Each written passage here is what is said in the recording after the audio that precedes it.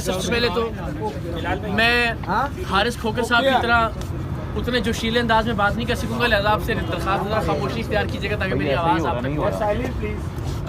ایک تو یہ کہ آپ سب کا بہت بہت شکریہ. میرے لیے بڑے اعزاز کی اور بہت آنر کی بات ہے کہ آپ لوگوں نے وقت بھی نکالا اور اس موضوع پر گفتگو کرنے کے لیے ہم سب اکٹھے ہوئے ہیں.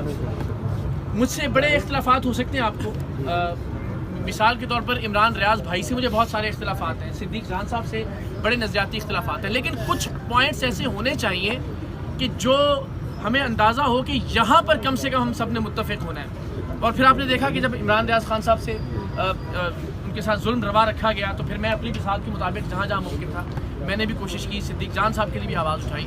تو کم سے کم یہ ایک نقطہ مجھے لگتا ہے شف والی سرکار کے حوالے سے کہ یہ معاملہ نہ میری ذات کا معاملہ ہے, نہ یہ صرف ہمارے اسلام کے امیج کا معاملہ ہے, یہ تصوف کے, خانقاہوں کے, درگاہوں کے امیج کا معاملہ ہے, اور سب سے بڑھ کر جو ہمارا عقیدہ ختم نبوت ہے اس کے تحفظ کا معاملہ ہے. آپ یقین کیجئے ایک ایسا آدمی کہ جو بسم اللہ ٹھیک سے نہیں پڑھ سکتا, میں اللہ اور اس کے رسول کو گواہ بنا کے آپ کو یہ بات بتا رہا ہوں کہ اس آدمی کو نماز پڑھنی نہیں آتی. میں نے 2 دن پہلے ریکویسٹ میں بڑے مؤدبانہ انداز میں کہا کہ دیکھیں لوگوں کو شک ہے کہ آپ اللہ کے ولی ہیں یا نہیں ہے, آپ سے ریکویسٹ ہے کہ آپ ہمیں نماز سنا دیں. وہ ایسا نہیں کر سکے. میں 4 گھنٹے تک یہ گلا پھاڑ کے ان کے ساتھ لائیو ان کے اڈے پر بات کرتا رہا. میں نے کہا جی ایک آیت سنا دیں آپ ہمیں.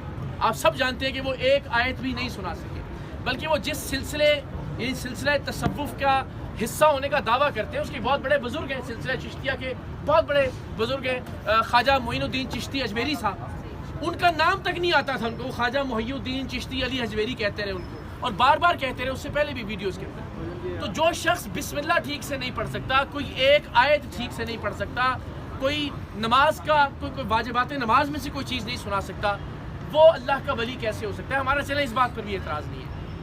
میرا اعتراض یہ ہے کہ ہمارے لیے بڑا حساس عقیدہ ہے, عقیدہ ختم نبوت.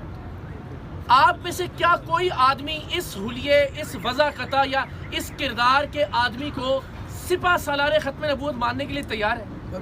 یعنی ہم یہ چاہیں گے کہ یہ آدمی ہمارے عقیدے کا سپہ سالار ہو, یہ آدمی دین کا چہرہ بن جائے. Very unfortunate. آج 10 سال کے بچے سے 30 سال کے نوجوان تک آپ پوچھیں پیر کسے کہتے ہیں, اس سے پوچھیں ولی کیا ہوتا ہے, اس سے پوچھیں عقیدہ ختم نبوت کا سپہ سالار کسے کہتے ہیں, اس کے ذہن میں بدقسمتی سے ایک ہی نام آئے گا اور وہ نام ہے حق خطیب کا. اس لیے کہ اس نے سوشل میڈیا پہ اسی کے ڈرامے دیکھے ہیں. اس کو لگتا ہے کہ پیر کا یا تصوف کا یا خانقاہوں یا درگاہوں کا مقصد ہی یہ ہوتا ہے یا شکل ہی یہ ہوتی ہے. اینڈ ناٹ اونلی دیٹ, آپ تصور نہیں کر سکتے. اب جب سے ہم نے اس کو شروع کیا تو ہمیں اندازہ ہوا روزانہ کی بنیاد پہ درجنوں ویڈیوز آ رہی ہیں. بلال یہاں موجود ہیں, گواہ اس بات کے, جو لوگ متاثر ہیں ان کے. بلوچستان سے ایک کینسر کی مریضہ چلتی ہے, سندھ سے ایک 10 سال کا معذور بچہ چلتا ہے جسے یورین بیگ لگا ہوا ہے, اور وہ 12 بار سفر کر کے جاتے ہیں اس بدبخت کے پاس, اور یہ 12 بار بلاتا ہے کہ جی ایک دم, پھر دوسرا دم, پھر تیسرا دم. کیوں؟ کیونکہ پورے پاکستان میں اس کا ٹرانسپورٹ نیٹ ورک ہے. یعنی اگر آپ نے لاہور سے جانا ہے نا بلاوڑا شریف تو کوئی بس نہیں جائے گی وہاں پہ.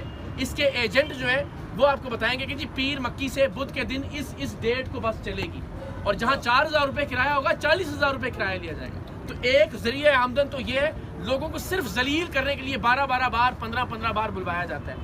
اور وہ لوگ بیچارے جن کے گردے فیل ہو چکے ہیں, جو ڈائلسس پہ ہیں, جن کی کیمو تھراپیز ہو رہی ہیں, وہ لوگ جن کے بچے معذور ہیں, جن کی بزرگ والدین بیماری کا شکار ہیں, ان لوگوں کو بار بلایا جاتا ہے.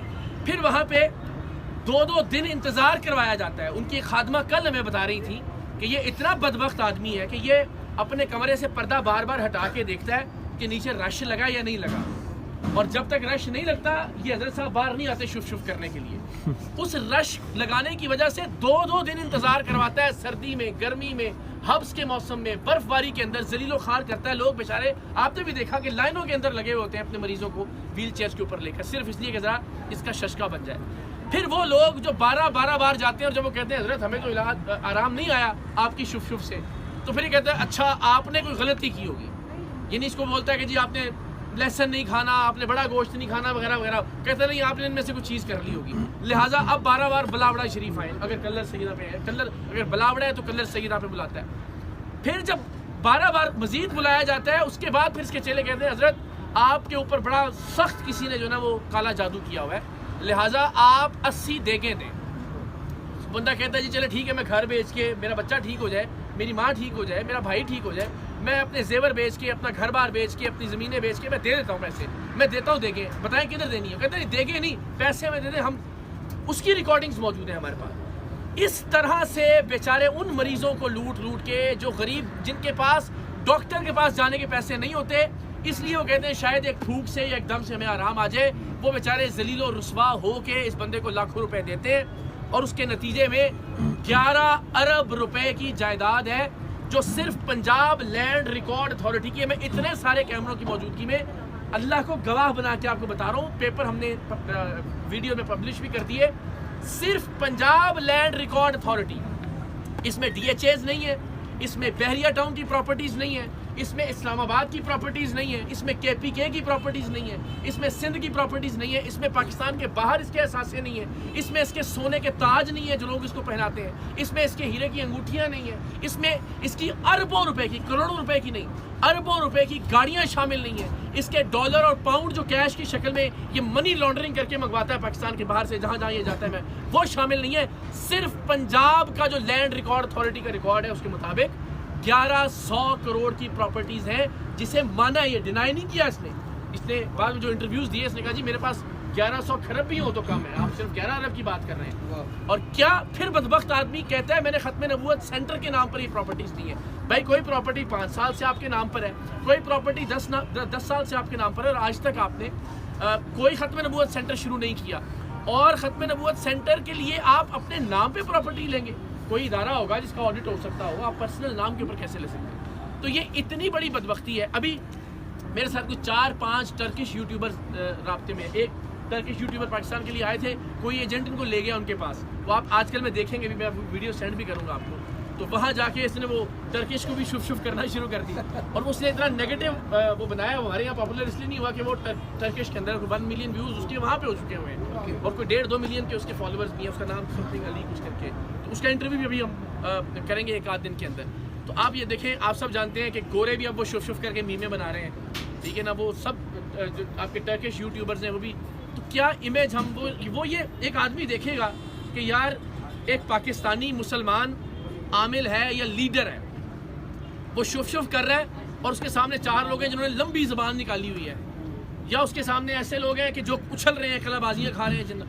پاکستان کا, دین کا, اسلام کا کیا امیج جا رہا ہے؟ میری آپ سب سے ریکویسٹ ہے کہ اس ایک معاملے کے اوپر ہم سب کو اکٹھے ہو کر اپنے طور پر ایک آواز بلند کرنی چاہیے.